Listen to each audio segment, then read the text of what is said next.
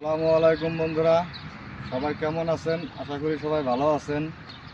দোয়া করি আল্লাহ পাক আপনাদের সবাইকে সুস্থ রাখুক, ভালো রাখুক, এই কামনা করি। আজকে আপনাদের মাঝে আসলাম কিছু দেখানোর জন্য।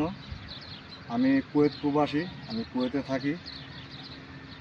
অনেক কষ্ট করি আপনাদের মাঝে ভিডিও আপলোড দেই, আপনাদেরকে একটু বিনোদন দেওয়ার জন্য।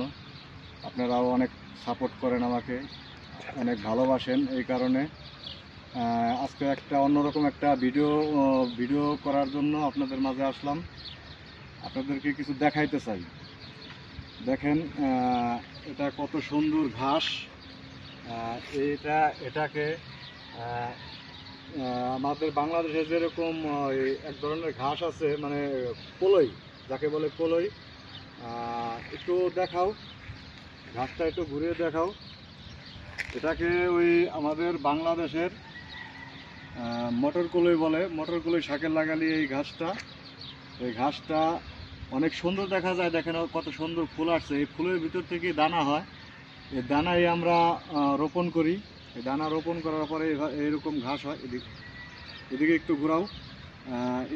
এই দানা রোপণ করার পরে অনেক সুন্দর ঘাস হয়। দেখেন কত সুন্দর ফুল, এই ফুলের ভিতরে দানা আসে।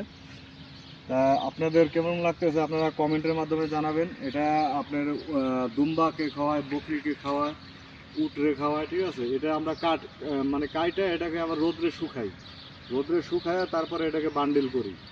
বান্ডিল কইরা সারা তারপরে মনে করেন যে এটাকে বিক্রি করি, খাওয়াই, ঠিক আছে। তা আজকে এই পর্যন্তই। আপনারা সকলেই ভালো থাকবেন, আমাদের জন্য দোয়া করবেন, আমরাও আপনাদের জন্য দোয়া করি। সবাই ভালো থাকবেন। আসসালামু আলাইকুম।